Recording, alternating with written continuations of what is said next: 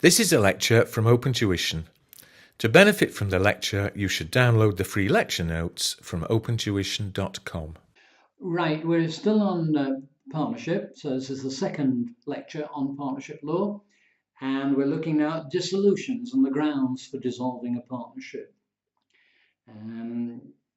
There are some automatic grounds, and there are some where the court will say, we're directing that the partnership shall be dissolved. And you have to satisfy the court that there is good reason for the court to become involved and for the court to order the dissolution of that partnership. So here we go. Death. Well, clearly, if you and I are in partnership and I die, then the partnership finishes. The partnership, you see, doesn't have a separate legal identity. It's not like a company. It's not like a company at all. So it's just two or more individuals carrying on business in common. And when one individual dies, then that's the end of it. It's like a marriage. When one person dies, when the wife or the husband dies, that's the end of the marriage. So death of a partner brings about the end of the partnership. No question. No question. It's not, but what if, or shall we agree differently? No, the death of a partner brings about the end of the partnership. Automatic. Insolvency, where one partner declares themselves to be insolvent, bankrupt. I'm bankrupt. Again, we're not like a limited company where the liability of the partners involved, where the liability is limited in a limited company, where the liability of members in a company is limited. The liability of partners is unlimited. I said this in the last lecture, if you remember, that if I cause great loss to the firm and now I'm bankrupt, well, the firm is dissolved, but you are liable for all the assets or all the debts that I have created for the partnership. So insolvency of a partner, you cannot have a bankrupt partner because it's unfair on the creditors of the firm.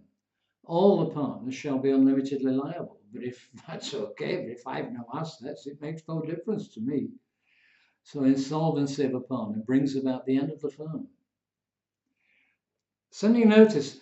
Remember in the last lecture I mentioned partnership at will. If there's no time period fixed for the partnership, then it can be dissolved at any time by any partner sending notice. It's a partnership at will.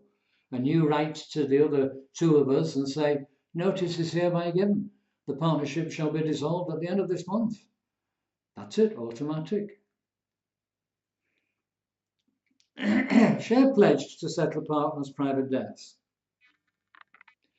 I live in an enormous house. I live in a huge house. There's no way that I'm going to spend my life cleaning my windows. There's just too many. But apart from the house, I don't have any other asset except my share of profits from the partnership. I have no other income apart from my share of profits. So when the window cleaner came to me 3 months ago and said, I've done your windows, you've not paid me now for 2 months. That's now 3 months with this month's windows. And that's £5,000 that you owe me. I said, it can't be that much. Besides that, I don't have that sort of money. I certainly don't have it, not got my checkbook with me. And listen, I tell you what I'll do. I'll allocate to you my share of profits from the partnership so that when the profit share is announced, you will get my profits, you will get my share. If I charge my share of profits in order to settle my private debts, that's the equivalent of me declaring myself insolvent, bankrupt. And so in that situation, the partnership is dissolved.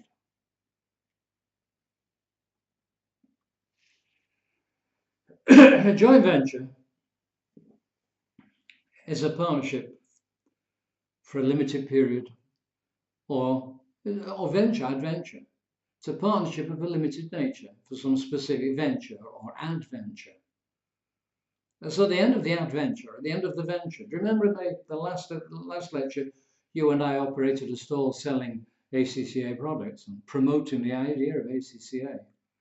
Well, at the end of that 2-week exhibition, careers exhibition, the object of the venture is over.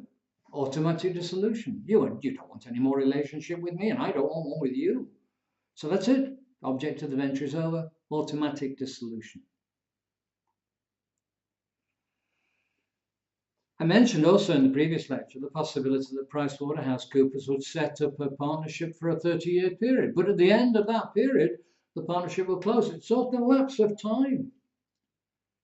When a partnership is created for a specified period,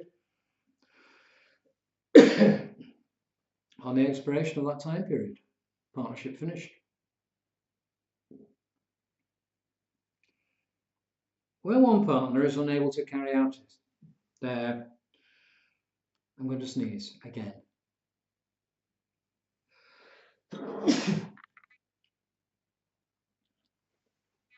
When one partner is unable to fulfill their duties, they carry out their obligations.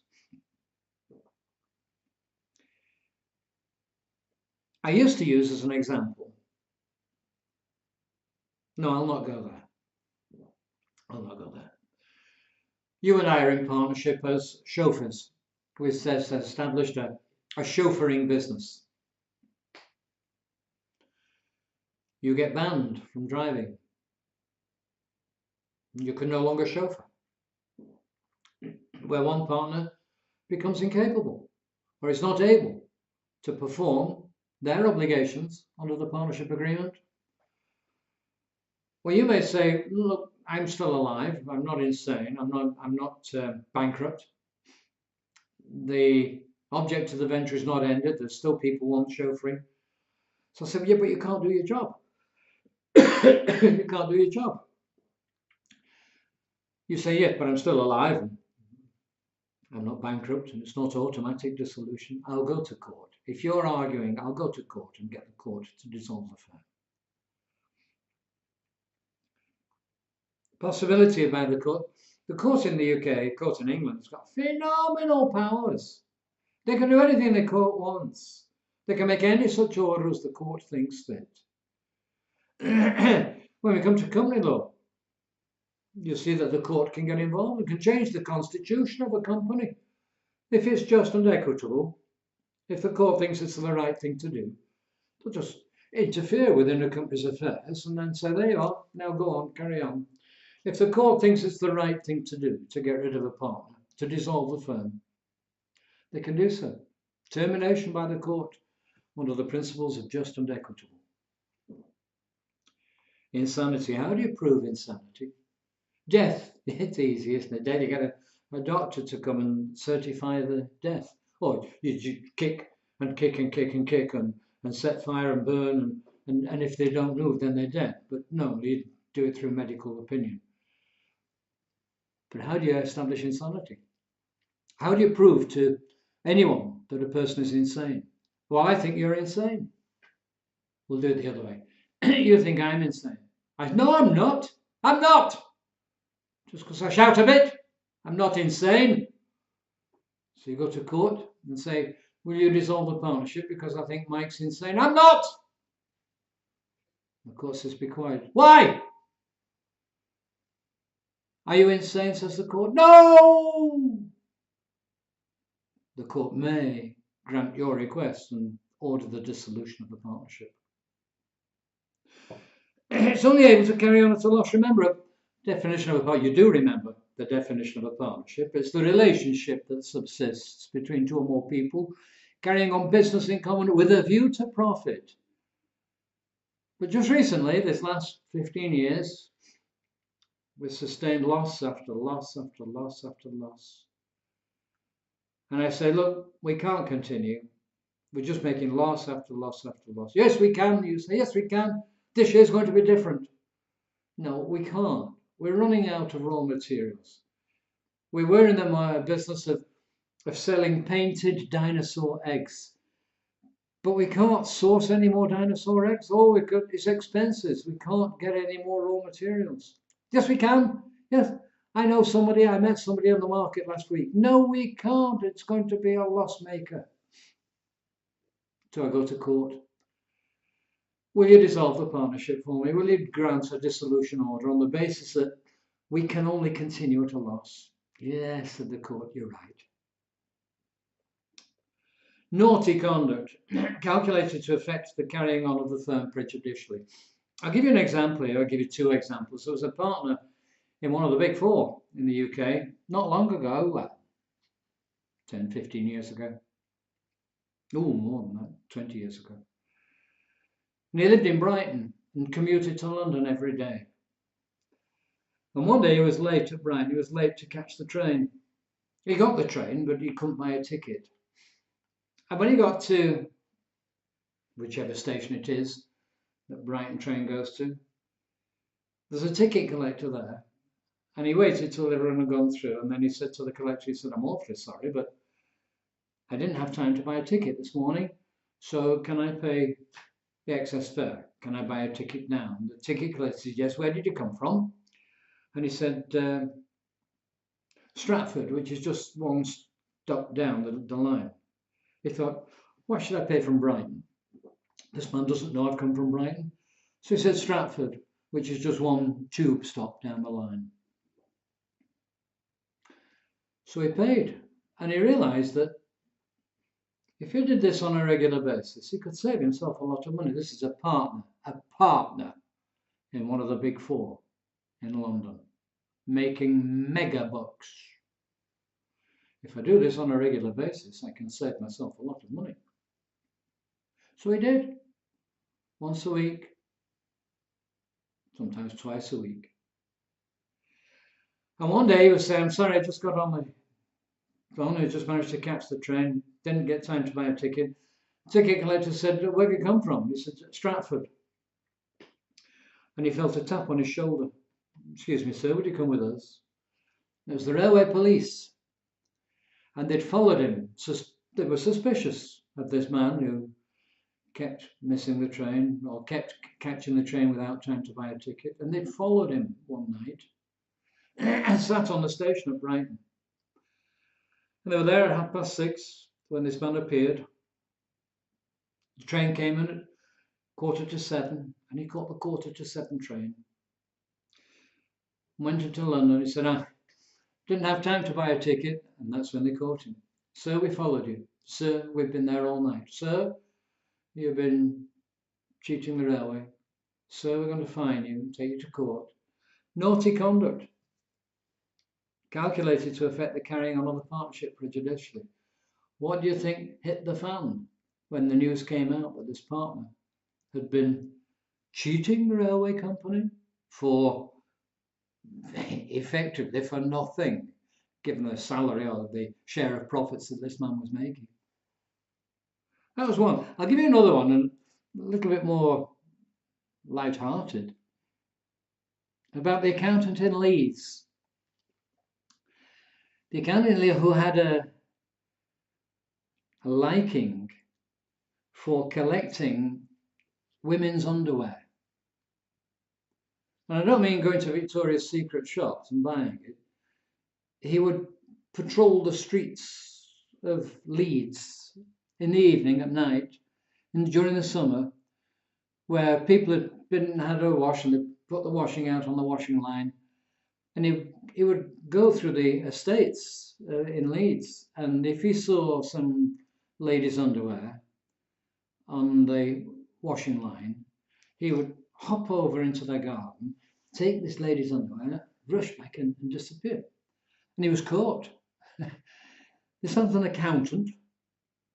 He was caught and arrested, and the police got a warrant to search his home, and they found 734 pairs of women's underwear.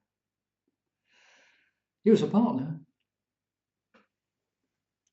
Calculated to affect the carrying on of the firm prejudicially. Can you imagine the headlines in the local newspaper? Can you imagine the reaction of this man's clients through the firm? Can you imagine the joy of other partners in other firms in the same town? Say, whoa, look what's happened to XYZ partnership. X has been arrested and fined, penalised, lost his accountancy qualification. calculated to affect the carrying on of the partnership prejudicially, you could still be a partner in an ACCA firm so long as the majority are ACCA. This man lost his qualification. He could still have been a partner. No. Can you imagine carrying on with him as a partner? No way. Surety conduct is persistent breaches. Surety, well, you'll see it's a contrived word. It's contrived to fit into the notes. Persistent breaches, where one partner is part of the agreement is that they should prepare monthly partnership accounts, and he doesn't file returns with the tax authorities like he should do, like he was agreed. And he says, no, I'm not going, I can't be bothered, I'm too busy. Well, that's what you said last month and the month before and the month before. Persistent breaches of the partnership agreement. Well, go on then, do something about it. Go on, try and expel me. You can't, because I'm not voting in favour of my own expulsion. So they go to court and say, will you direct that the partnership shall be dissolved because of his fault? And the court probably would say, yes, we dissolve it. Now look at this.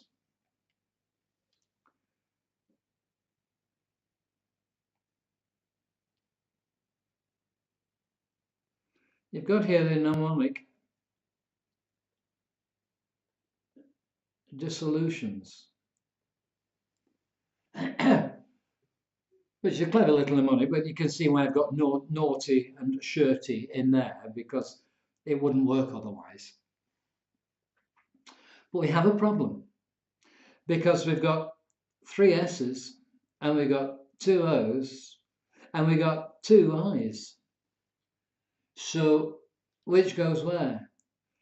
Those are automatic. Those are by order of the court. And the automatic ones are things like matters of fact, whereas that is a matter of opinion. Unable to perform is a matter of opinion. Just and equitable is the court's opinion. Insanity is the court's opinion. Only able to carry on at a loss. You think we could continue making profits. Naughty conduct, naughty. Define naughty. Come on.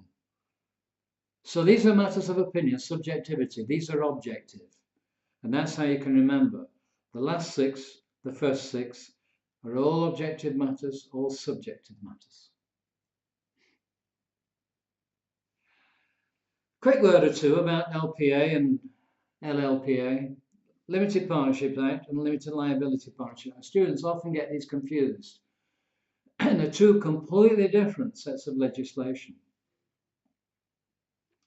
Limited Partnerships Act, 1907, is over 100 years old. Still exists. At least one general partner who has unlimited liability. And one limited partner who only has limited liability. For this limited partner has limited liability. Must be registered with the registrar. The limited partner shall not take part in the management of the firm. He can look at the firm's books. He can give advice. He can give consultation. But he shall not take decisions. What's the difference between giving advice and taking part in management?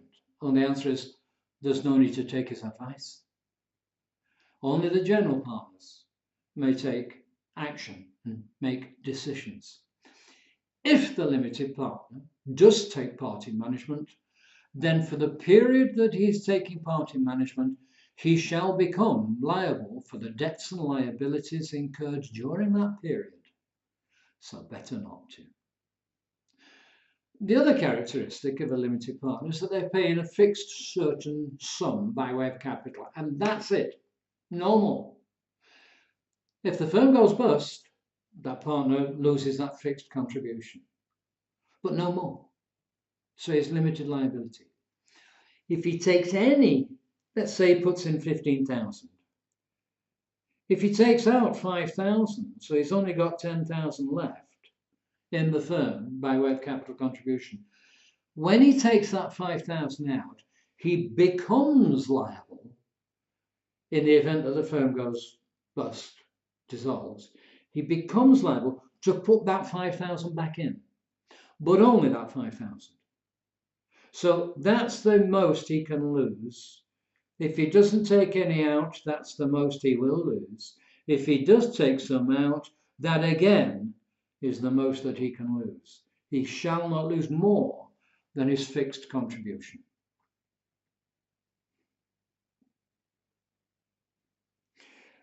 Limited liability is a relatively new feature. It's a 2000 thing, and it attempts to combine the better characteristics of limited liability companies together with the flexibility and relaxation of partnerships. It tries to combine the better elements of these two.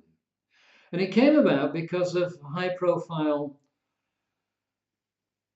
accountancy failures. We started with the big six. I don't know if you know this, because it's the big four. We started with the big six. And then Coopers and Lybrand merged with Pricewaterhouse and became PricewaterhouseCoopers. So that comes down to the big five. And the Monopolies Commission said, no more. No more mergers of big accountancy firms. The big five shall never be the big four. And then Arthur Andersen went bust. And so it now became the big four. And that's a brief history of how we got to just four. I'm saying this because when Arthur Andersen went bust, as a result of the alleged, since proved not true, of the alleged shredding of important documents by a manager in Austin, Texas. Or was it Tucson? No, it was Austin, Texas. Partners in Arthur Andersen around the world lost out.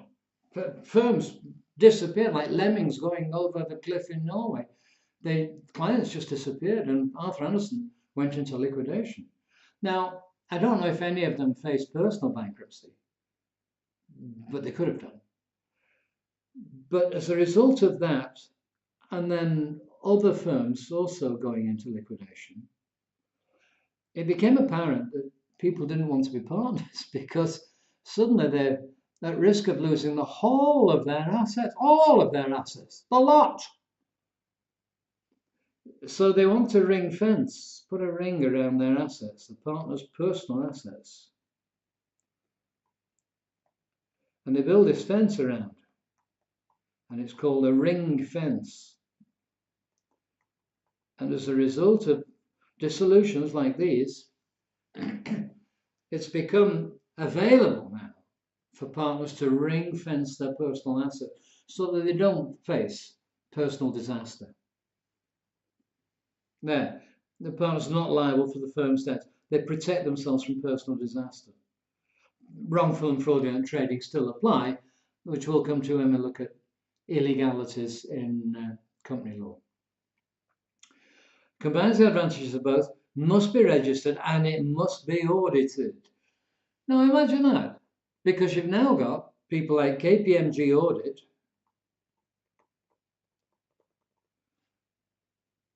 limited liability partnership, that's had to be audited. Well, who audited? Somebody from Ernst Young. Well, who audits Ernst Young? Somebody from, who are the others? PwC. Well, who audits PwC one? Well, that would be done by KPMG. So the big four audit each other. I presume, I don't know. But that's how it works. Must be audited because it's now limited liability. But it protects the partners from personal liability, from personal disasters. That's limited liability partnerships. There are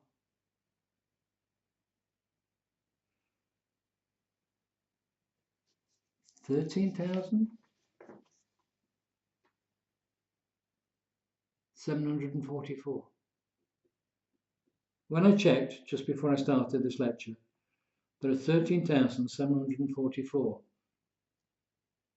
No, there aren't. No, there aren't. That's checking for a company law thing. So that's the limited liability partnerships and limited partnerships. Don't confuse the two. Be careful. And I'm going to stop the lecture now, and then we'll finish up with partnership by looking at overseas type of business organizations that are similar to UK partnerships.